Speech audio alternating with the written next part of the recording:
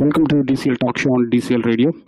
Today is June 13th, and before we start this week's show, our first prayer is to, ask rain to go away from our city and as well as from World Cup area. Everywhere in the cricketing world, all the games are getting affected by the rain. So let's hope this week we'll have at least very good DCL games, at least good chunk of DCL games.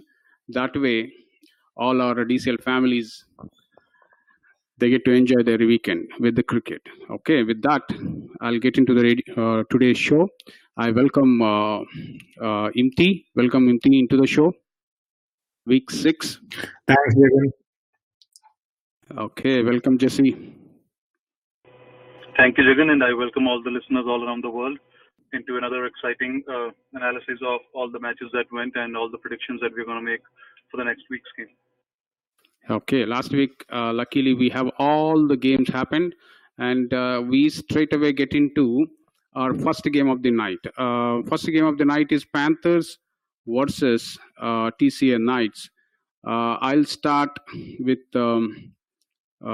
Jesse. Yeah, I haven't seen more one-sided game than this because as far as I remember, since this new heavier ball has been introduced, I think, or maybe you guys know better, this might be the lowest total which was posted by TCA Knights. 29, and we actually played against Panthers and they have a decent bowling attack. But I think everyone who came to bowl was on song on that particular day, especially Shubham. So they wrapped up TCA Knights for an, to be honest, unbelievably low total of 29, and they made a pretty easy meal out of it when they came to bat. Overall, Panthers would be pretty much delighted with the performance that they put into the field on this particular game. And I think they would draw a lot of confidence because they were and they are still a pretty good side, and all they need is just to back their younger guys and have confidence in the group and believe that they can go the long way. Yeah, very well said. I like Panthers captain Deepak Mishra because year in year out he loses very good players, yet he comes back with a formidable team. Just imagine had he was he able to keep all those stars in his team, probably he would be looking at the cup by now. At least that's what I felt. The next game of the night is FHCC versus Falcons. Can we call this one as a upset or shocker? Your thoughts, Imti? Yes, I think this was the most closely contested game of the week. And yes, FSCC defeating Falcons is an upset. But I think Jesse has more insight on this game, so let's see what Jesse has to say. Okay, Jesse. Yeah, not that I have more. I saw the game, but yes, I personally don't see it as an upset, to be honest, because I think it was coming for Falcons. With the kind of performances that they have been putting in the last couple of games, and I think they must be low in the confidence, especially in the batting department, because their batting lineup is such that they should back themselves to score in excess of 120 all the time. But I think in the last couple of games they have been able to cross just the barrier of 90 runs. And with this ball, I think 90 would give you a fighting instinct. But can you defend it all the time? I doubt, and that's exactly what has happened in the last couple of games. The game previous from this one was rain affected game, but still I think the opposition had the better of Falcons, and I think in this game also they started pretty well. Dilip coming back into the picture and taking the spot that he deserves as an opener. He has been terrific all the way. Whatever sort of cricket he has been playing, he has been terrific, and he led the foundation pretty strongly. But I think what they missed was some firepower down the order. and I think they were missing their key player Shashank. Although to be honest, he hasn't been used to a good extent as he can for his team. He can be a pretty good floater in the top 4 or 5. He can be given a role that you take a few balls and then take the opposition on. But I think Falcons, they as you can see in the scorecard also, they were always running around 3.5, 4 run rate. So what they needed was in the last 5 overs to have that trigger to cross the uh, 4.5 run barrier so that they can cross 110, 120, but that never happened. And I think they they were short of confidence when they went in to defend it.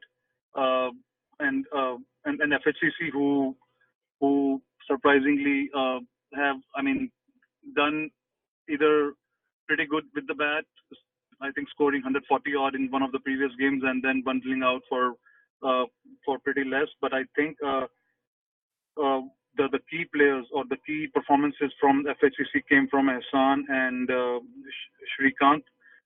They had a pretty good partnership, and I think Falcons would have believed that they are always in the game. But these sort of games, they can go either way, because when you come to the last over, when there are tailenders on the crease, I've been on the receiving end a lot of times, that you always believe you have the game in your pocket, but sometimes it just needs one sparkling performance from one of the batsmen who down the order, and the game goes away.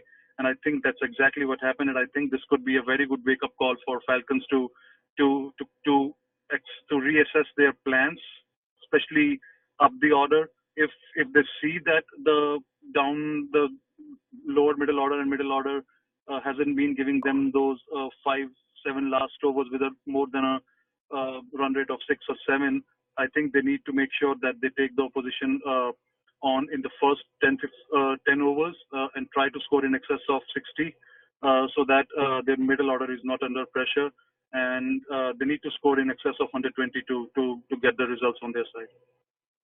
Okay. The next game of the night is Indus Bowls versus Rockers.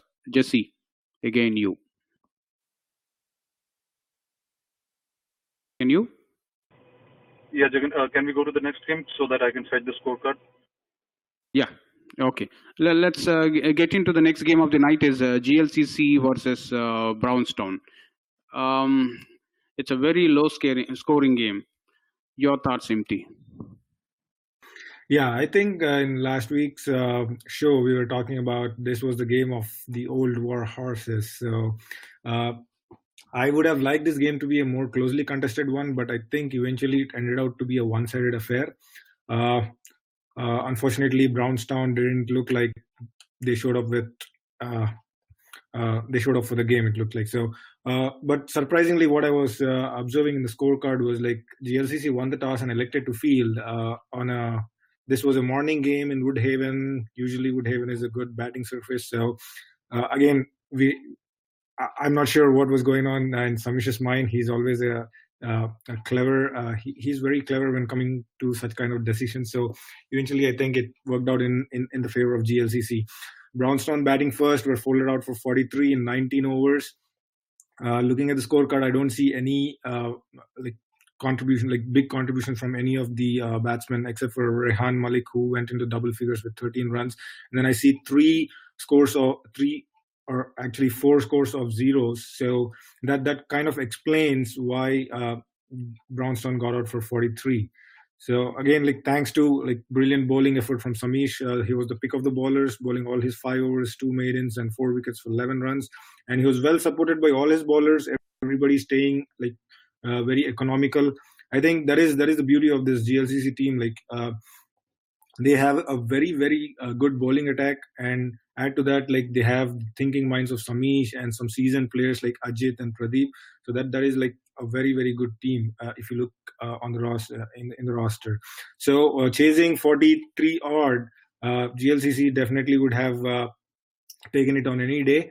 But again, kudos to Brownstone also. They didn't just let the game slip away. I think they tried to fight back, but I think the score was really not enough for them to get more out of this game. So GLCC ended up scoring those 45 runs in 15 and a half overs for the loss of 6 wickets there. But I think kudos to Sudeep Patel, who kind of stayed there and anchored the innings through, remained not out with 18 runs at the end of the innings. And good bowling effort from Saad and all the other bowlers. Like very economical bowling, I would say. But hard luck that they didn't have enough runs on the board, and that cost them the game, I would say. So hard luck to Brownstone this game, but I'm pretty sure they'll come back strong in their next game. So congrats, GLCC. Yeah, I'm sure too they'll come back very well. And then so let's go back to previous game, Indus Bowls versus Rockers. Jesse? Yeah. So Rockers winning this one, and I think this game's result is important for Team Rockers more than the points. I mean, it's not just about 4 points that they got, but I think it is important for a Team Rockers. I mean, these guys have played together for a long time now. Now they have formed up a team, and they are playing under the leadership of Sai, who is a fantastic cricketer. I mean, he's one of the finest in the league. But the important message that needed to be sent to all the teams was that this team, especially when it comes to batting, is not only about Sai. Previously, we have seen that the batting revolves around Sai. So when you see the scorecard, when Sai missed the bus in this particular game and was out for 5, they still got to 111, and I think they'll back themselves almost every time to defend those 111 with the bowling lineup that they have. So it was important in quite a lot of context.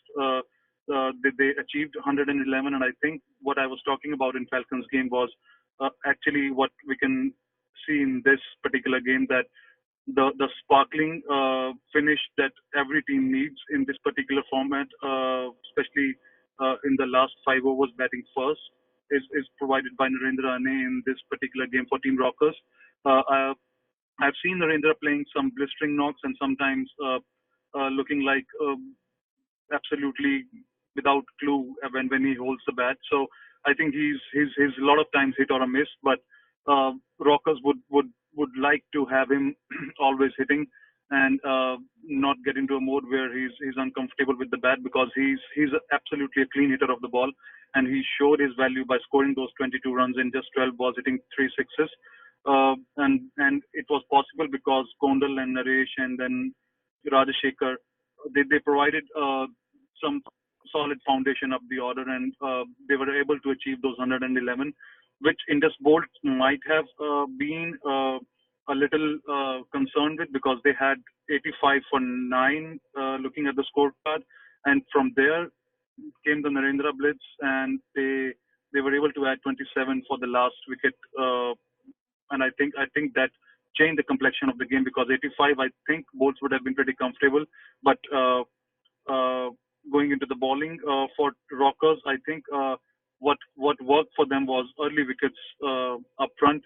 And I think when a team is 7 for 3 inside the first 5 overs, they're always chasing the game. I think though Indus Bowls did pretty well to come back into the game, and Abhishek Sunkari, Ashwin Tripathi, Srinivas, they had good support given to Ravi Ganta, who I think turned the match on its head and got Indus Bowls back into the game. But I think they were still haunted by the contribution of Narendra Ane up the order in the batting department.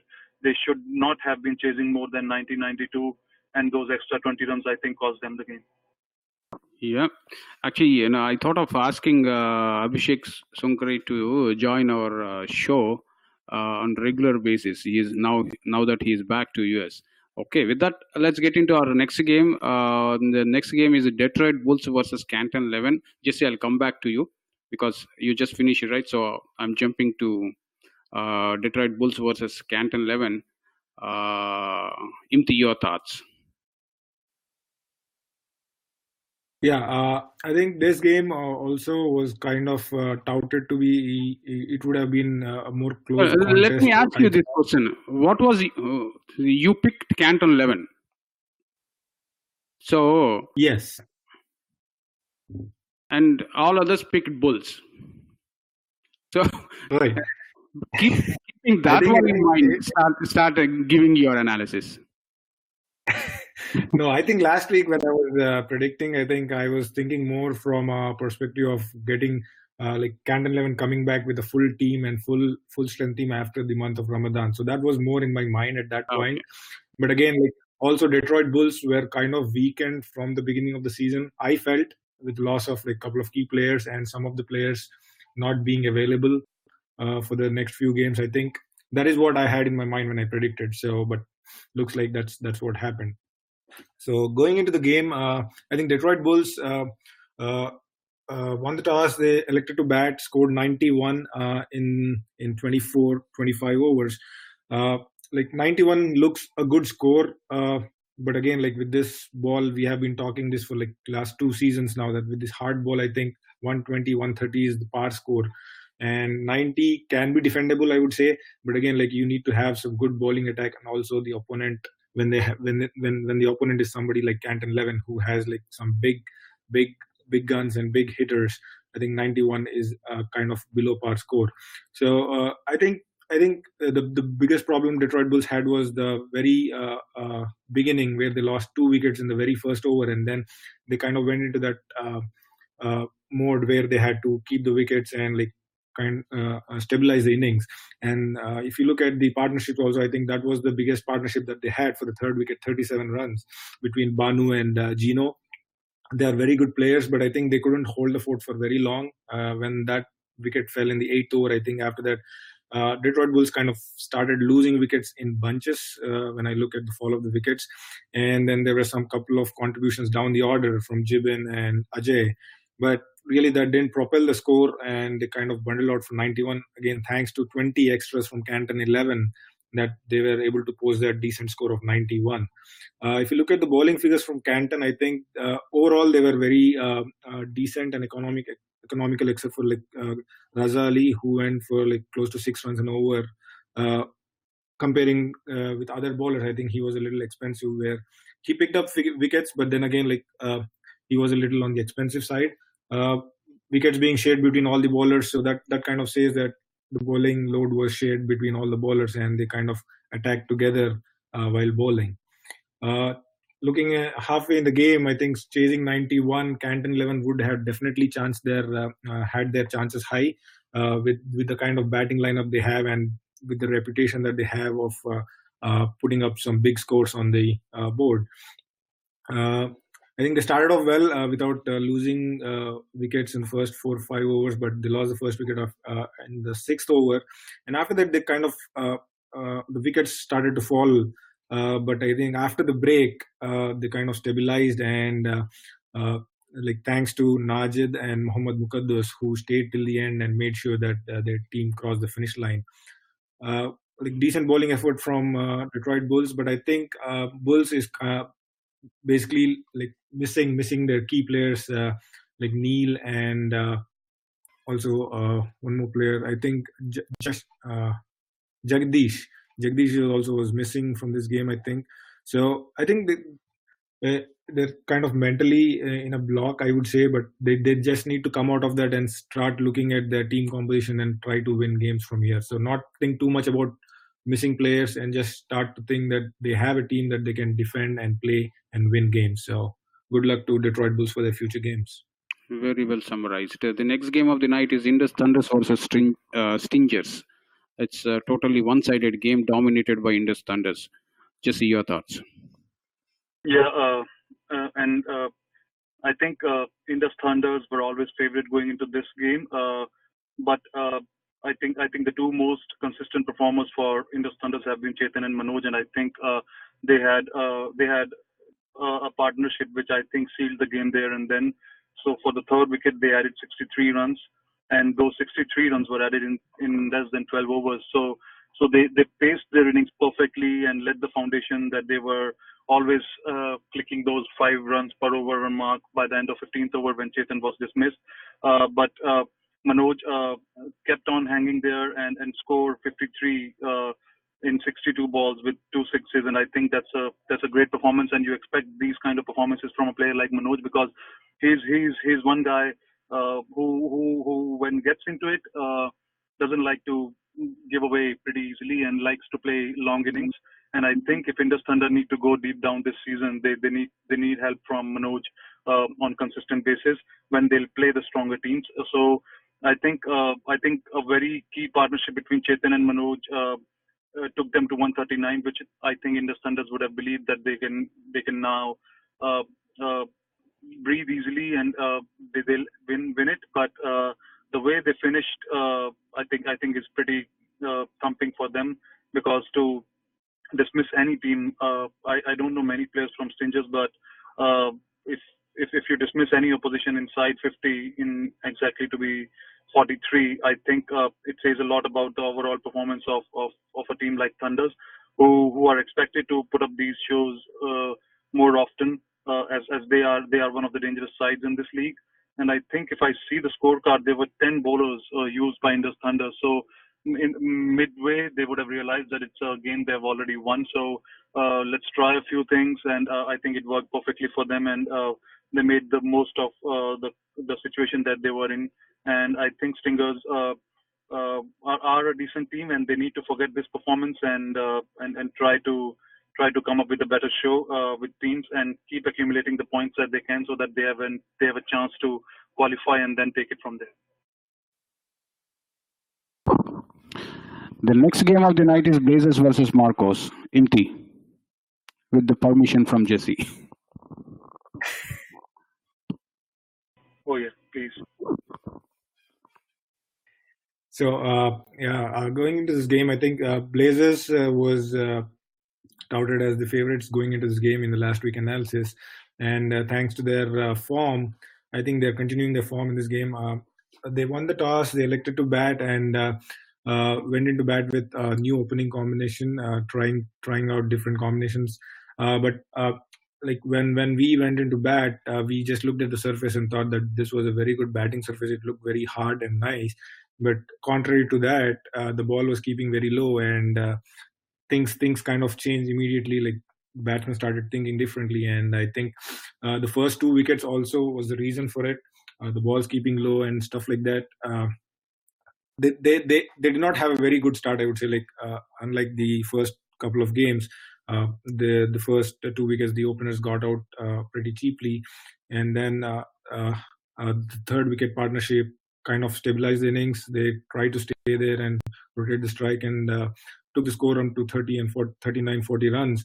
And then again, the changing moment came just before the break when they lost a couple of quick wickets, and that's where I think after the break, the match-defining partnership of the first innings came between Harish and Saif. Saif playing his first game of the season. I think he was just like brilliant in this game. He was it did not feel like he was playing his first game of the season. Like he was rotating the strike well and taking those ones and twos very easily, and also hitting boundaries when he got a loose ball. So I think that was the match-defining partnership. I would say 67 runs in approximately 9.5 overs, and that kind of set the momentum for the lower order batsmen, and they kind of finished with a flourish. Ended up with 130 runs, and also thanks to like 27 extras from Marcos. Marcos is a new team, and I think they have a very decent bowling lineup. And because I am at least playing against them for the first time, I thought they were a very good team, and they can definitely surprise few other teams in this league.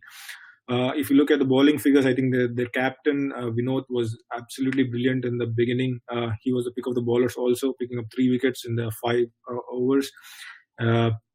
Going halfway into the game, 130, Blazers were definitely confident that they could defend this. But again, Marcos had different ideas. Like the opening batsmen, Srinivas and Prateek, they really put up a very good show, and they were scoring runs at will. And the first 8 overs, the score was around 37.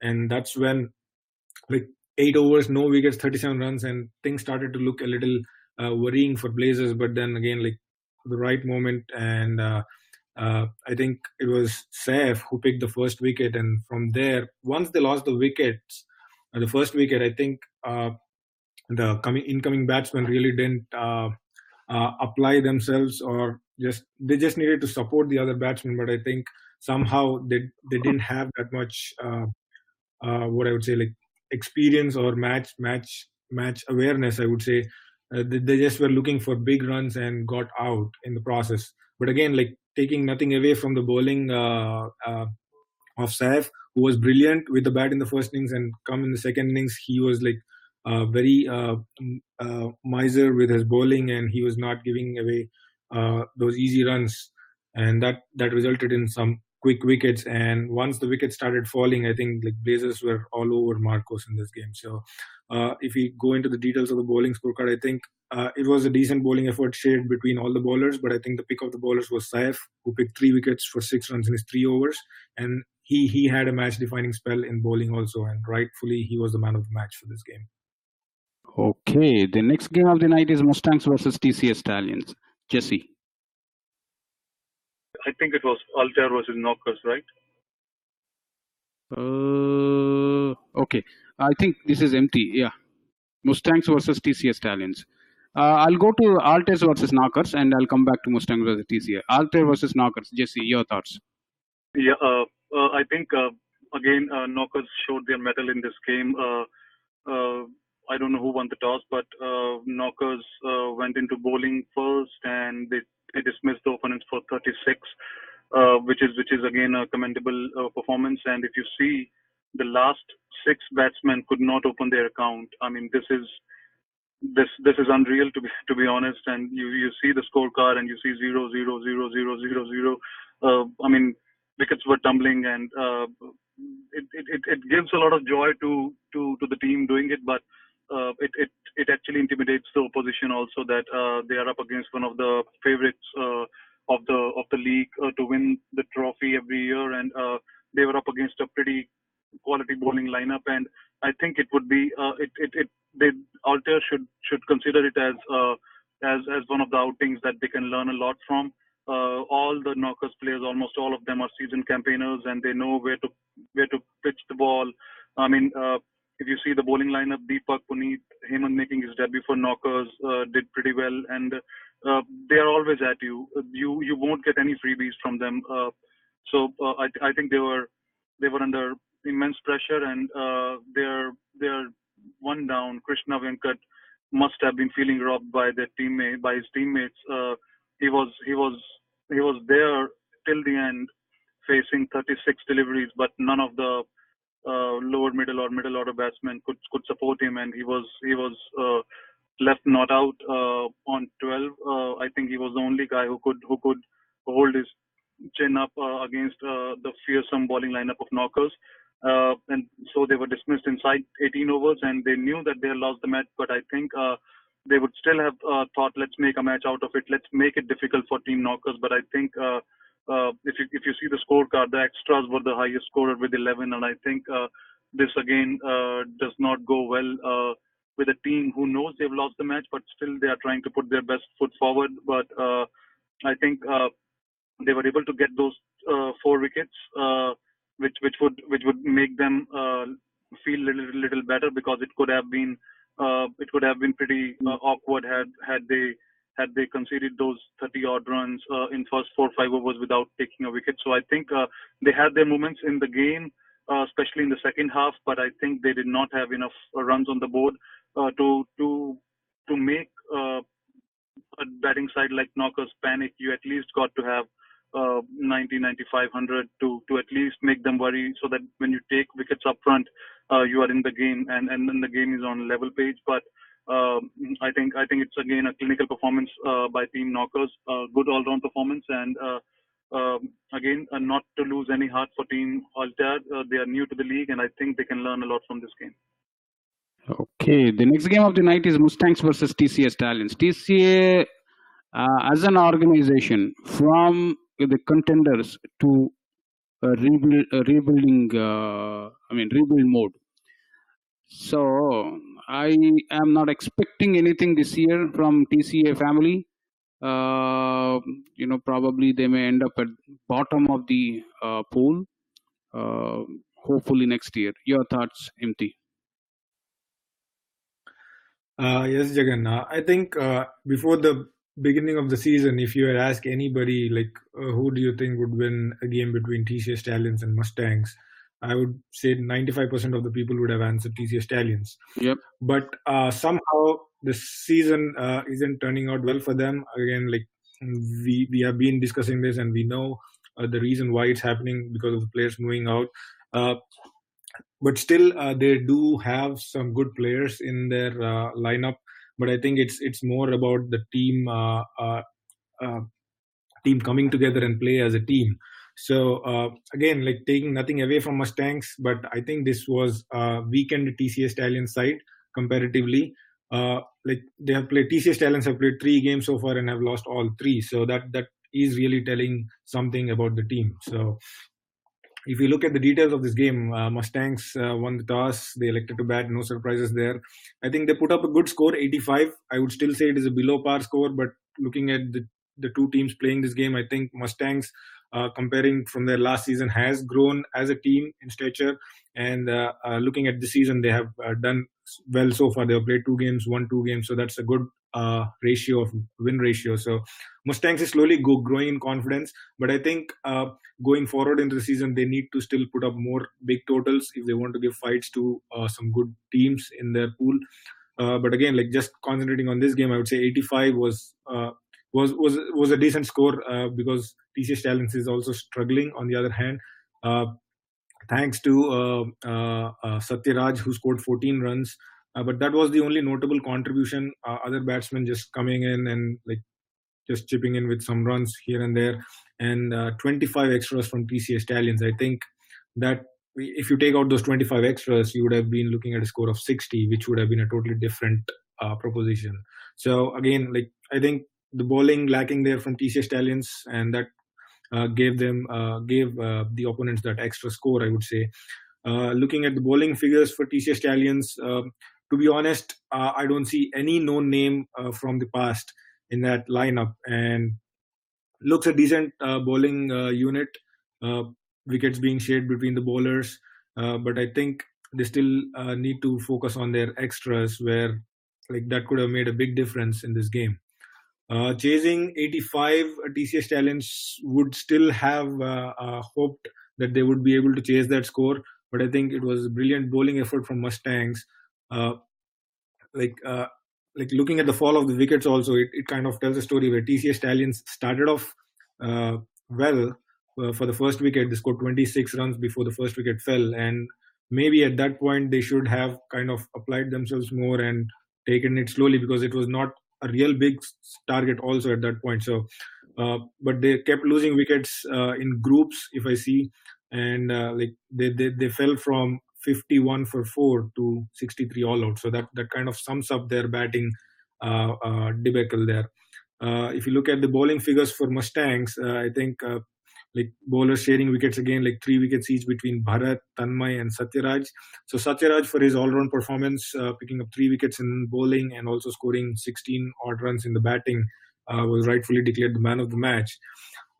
Those were the stats, but I think to think beyond the game, I think TCS Stallions, like Jagan mentioned before we started off the analysis of this game, I think they are in the rebuild mode. So obviously they'll need take some time to build on. But I think they can take this season as a learning step and try to regain their old status in the league. So, but again, like very good win for Mustangs. They started well, and I hope they'll continue to perform this way in their upcoming games. So, good luck to both the teams. Very well said. I thought Abhishek Sunkari joined, and he said he started listening to the show a little late. So, and he was asking about their game. Okay, it's done. We are getting into our next game. Next game is FCC Agni versus Safaris. Imti, it's again you. FCC Agni completely dominated this game. Your thoughts? Yes, Jagan. I think the matchup itself, like in the last week's predictions, everybody was predicting FCC to win this one, and it definitely turned out to be a one-sided affair. Safaris again is a good team, but again, like new team from last year, so this is only their second year. I think they'll still need some time to build and become a formidable team in the league. They have some good players, but I think it's again like how you play as a team that matters. So looking in the details of this game, Agni batted first, winning the toss, so no surprises there, putting up 132 in 22.3 overs. I think Agni, even though they scored 132 runs, I would like to see them playing all 25 overs where the score could go to 150, 160 with the batting prowess that they have in likes of like Gautam, GK, and Abhinay and Arjun in their lineups. Uh, Ramesh is a very good captain, I would say, and he kind of uses his resources very well. I think even in this game, he kind of used his. He kind of, I think, the batting order. He kind of changed the lineup a little bit, and he I think, yeah, like if I look at the scorecard, like you see GK coming a little down the order, and then Swapnil also coming low down the order. The pick of the batsman was Swapnil, who scored 36 runs in 30 balls. That was more than run a ball, and I think that score kind of says that they had a very good foundation in the beginning, where you see all double-digit scores, and that helps Swapnil to kind of play adventurously, I think, and 13 extras in the scorecard. So the bulk of the runs coming in the middle overs, that is where a team total differs from being a 60, 70, 80 odd score to 120, 130. I think the middle overs are crucial, and that's what FCC Agni played really well here. Looking at the bowling figures for Safaris, like decent bowling effort, but a little bit higher on the economy side from all the bowlers. Pick of the bowlers being Sri Sai with 3 wickets in his allotted 4 overs. And chasing 132, Safaris, definitely it would have been a very big ask for them. Their mainstay, from what I know, the team was Navneet Gokulam, and I think he got out cheaply in the chase. And I think once that happened, and also their openers really didn't put up any score. Like I see a couple of zeros, and also like every batsman in the lineup just scoring single-digit runs. So really not much fight from there. But again, like I think it was definitely good bowling from FCC Agni. Arjun Adawala picking up 3 wickets for 3 runs and 2 maidens. So that kind of speaks volume about how the bowling was like not giving away any runs and picking up wickets at regular intervals. So they ended up at 55 in 15 overs. So not much fight from Safaris, but a very good game and convincing victory for FCC Agni. Okay, good. Before we go to our next game, Abhishek Shankar is sent text. He said, thanks to you, Imti, very good analysis about their game. And he also said that they lost the game because of the umpire, and umpire's one of the bad calls for a LBW decision. That's what he's claiming. And yes, these things do happen in our games. Even I think international games, these happen. As recently as there was one game, which one was it? England versus West Indies, or Australia versus West Indies?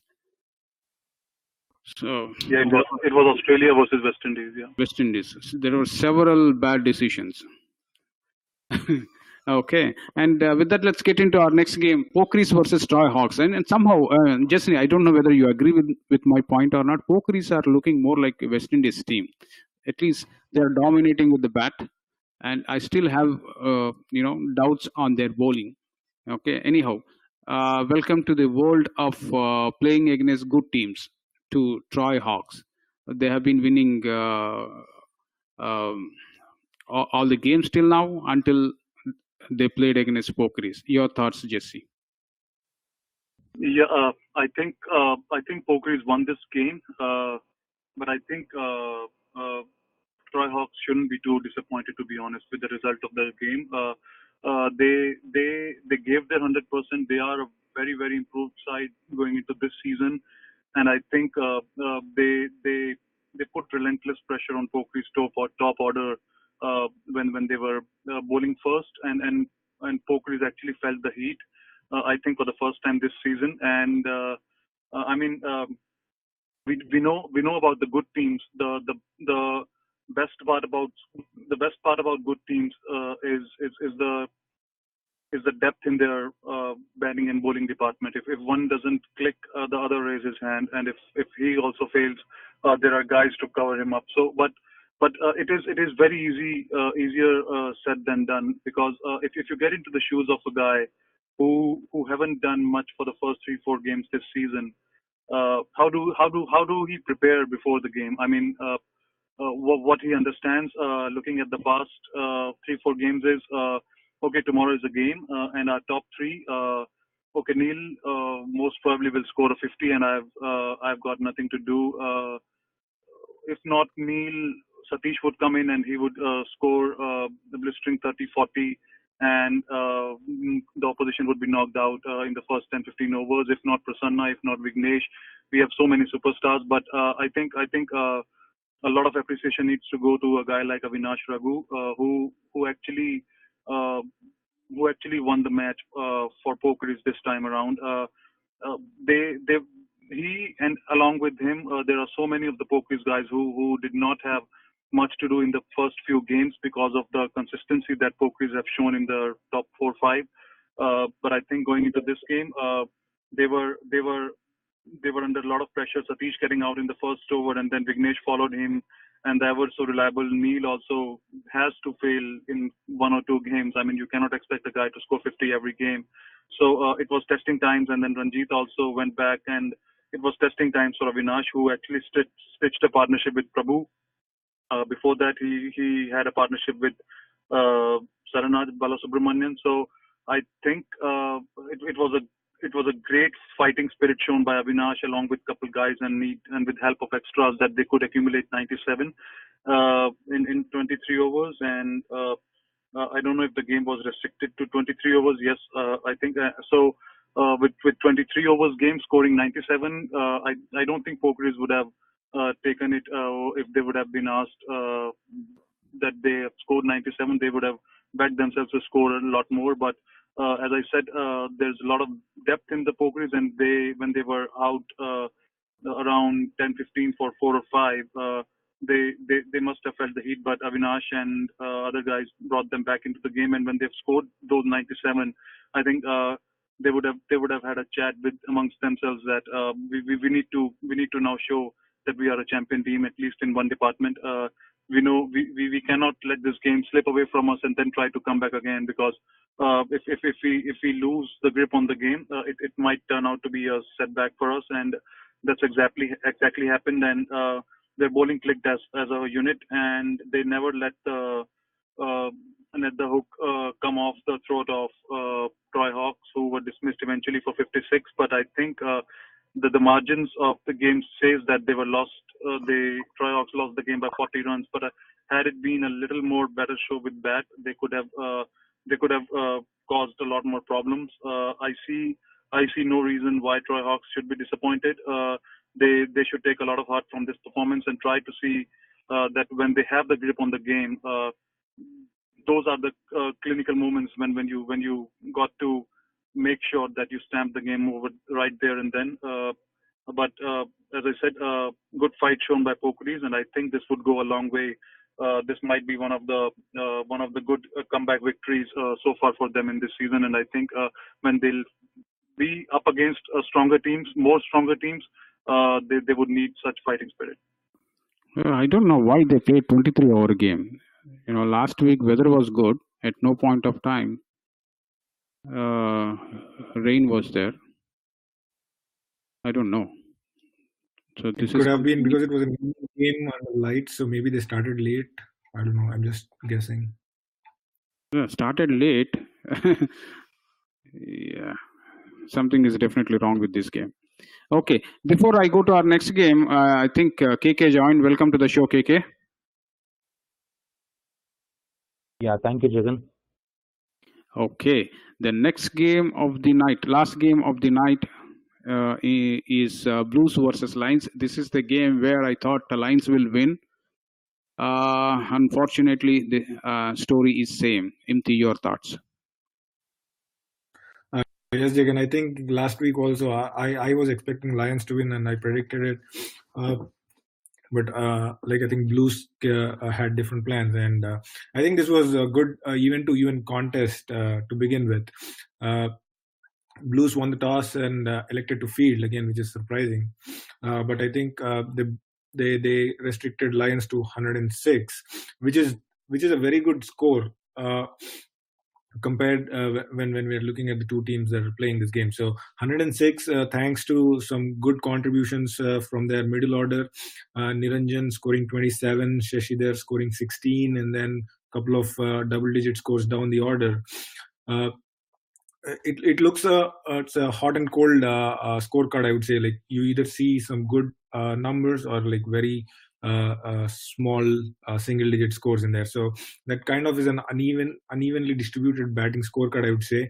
But that means that wickets were falling in bundles, and if you had a partnership that was going for a good amount of time, so in that situation, like, that is where I think, like, I thought I think I said this in the previous analysis game also, that that is the difference between the middle overs, is the difference where the teams can score 100 runs or 130, 140 runs. So that was missing in this scorecard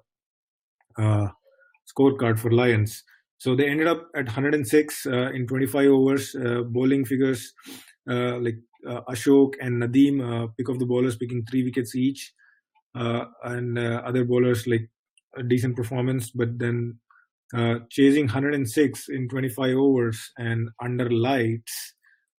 Sorry, was this game on? Yeah, it was a 6:30 game. So it is a big ask, I would say. But I think Blues did it clinically well, thanks to outstanding performance by Nadeem. 42 runs not out in 45 balls. That's like run a ball in a chasing process. So I think kudos to Nadeem. He showed some all-round performance for Blues, and I think we rarely see such kind of performance where a player is shining with both bat and ball in the same game and helping their teams to win. And also, like, notable contributions from their star player Srini, who started off the innings. Where I'm assuming he would have given a blazing start to them, to their chase also, like scoring 21 runs, and then some notable contributions down the order. In the end, they scored those 106 runs in 24 overs for the loss of 5 wickets. And if you look at the margin of the victory, it is so small yet so big. So I think these are the small kind of margins where a game can go either ways. So I think good game by Blues overall, and I think this should be a turning point for them in the season, and hopefully they'll keep winning more games in the league going forward. Very well said. And just now, Ranjit from Pokeris confirmed that game started 25 minutes late. So umpires discussed it with captains and reduced the hours, keeping lights in mind. Okay, which is a good thing to do. But then playing less hours is always advantage to the winners, right? When compared to when some other teams play 25 and some teams play lesser than that one, especially with the kind of ball that we use. I think it could go either way, Jagan, again. Like, but I think it was a good call by the umpires. Yes, yeah. Because again, you don't want Doug to come into picture, and then again later people complaining about it. So I think it was a very good decision, and kudos to the umpires in that game. Yes. At least yeah. Otherwise, it would have become more messy. Okay, with that, let's get into our predictions.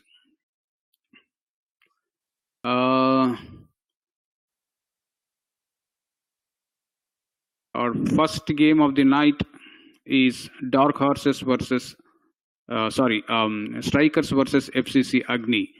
I'll start with our youngster KK. I don't know whether we can call him youngster anymore. KK. Yeah. You can tell me in person when we meet this weekend. Okay. So Strikers versus FCC. I'll go with Strikers. Okay, Imti. I will also go with Strikers, but again, looking at the performances of these teams in the last week, it will be a closely contested game, and but in the end, Strikers should win this one. Yeah, I mean, last week I saw strikers playing against Risers. Risers won the game very easily. Okay. And Pardev dropped around 4 catches behind the wickets, and in return, Risers dropped at least 2-3 catches off Pardev. Okay, and Jesse, your pick. I think Agni. Agni. Okay. The next game of the night is Dark Horses versus Safaris. I'm thinking Dark Horses will win this one. KK. Yeah, I'll go with Dark Horses. Imti. Yeah, Dark Horses for me too. Jesse. I think Safaris. You're picking Safaris? Wonderful. Okay. Gladiators versus MI Rangers. I'm thinking Gladiators 3-0. Any objections here? I thought KK No, I will think check. no. I think Glads will win, but expect a pretty good bowling performance, especially by MI Rangers. They are very disciplined side, and they surprise a lot of teams, especially with their bowling and fielding. Yeah. Okay, the next game of the night is TCS Talents versus Falcons. A much needed game for Falcons. I'm thinking 3-0 here for Falcons. Yeah. Okay, the next game is Kings 11 versus Legends. Legends is my favorites here. I'll go with KK. I'll go with Legends. Imti. Legends. Jesse. Legends for me too. Yeah, Legends. Brownstone versus Troy Hawks. Another huge game for Troy Hawks. KK.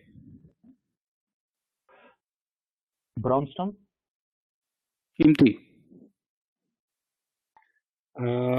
This is a tough one. I think I will go with Brownstone. Jesse. Yeah, I'll also go with Brownstone.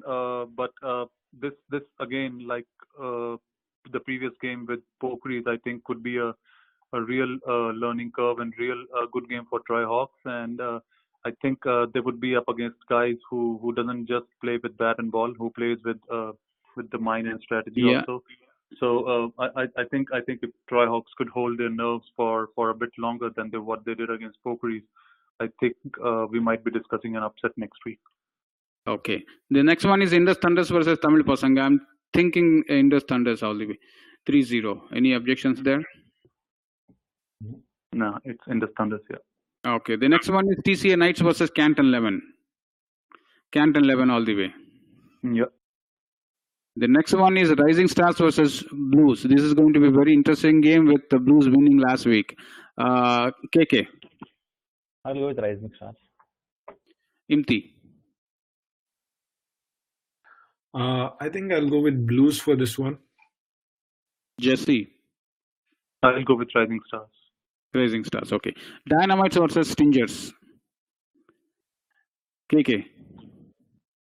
Dynamites? Imti. Same Dynamites. Jesse. I think this could be a real cracker of a game. I'll go with Stingers. Okay. Somehow even my heart says it's Dynamites. Dynamites. So Jagan, in Stingers, there's a player called Raghu Palaniswamy. Okay. He played for SCC last year. So he is one of the premier all-rounders in DCL. So he's a left-handed batsman, yeah. Mm-hmm. This year, at least, because last year he only played in the fag end of the tournament. He played only 3 games. Okay. And then Stingers they had that full team now, right? So he's playing. I just wanted to mention that he's a player to watch out for. Although these are new teams, they are some amazing players. Okay. The next game of the night is KRCC versus MCC Miles. Now I see why these teams are asking for a Friday night game. Special request. KRCC will not have a team if it is afternoon game on Saturday. This is what I'm guessing, because most of those guys play leather ball cricket, and if it is afternoon game, you'll see literally, only Yogesh standing in the field. So even though suppose if it is a regular game going by full strength, KRCC should win this one easily, is what I'm guessing. KK. I'll go with KRCC. Imti.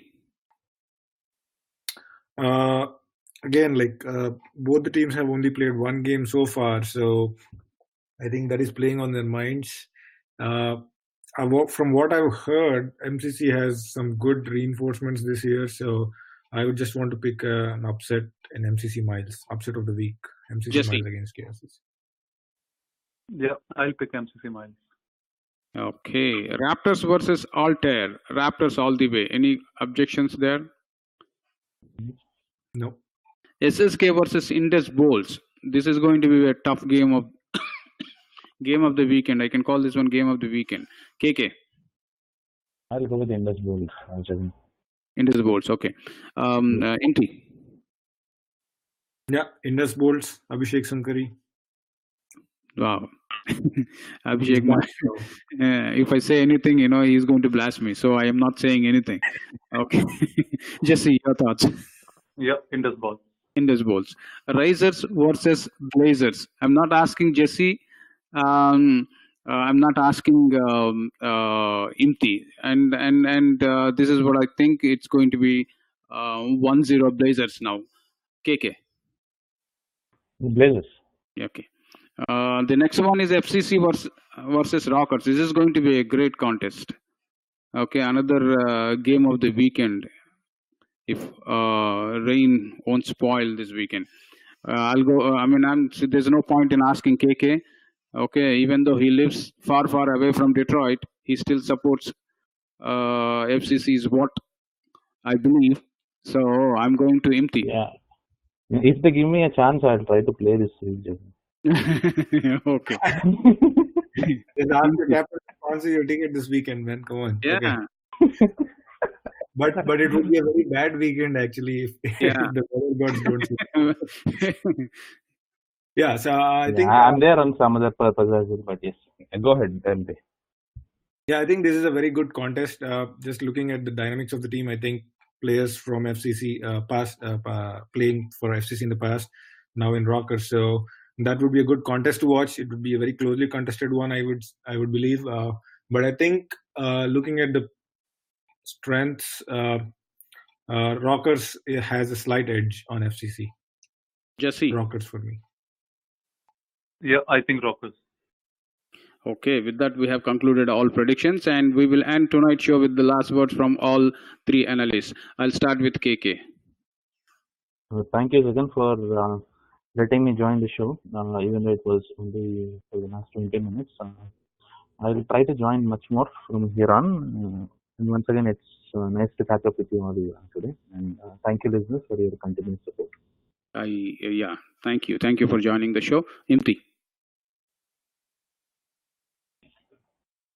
Yeah, I would like to thank all the listeners for joining tonight on the show, and I wish all the playing teams good luck for this week. Hopefully, we will have some games and the weather stays out.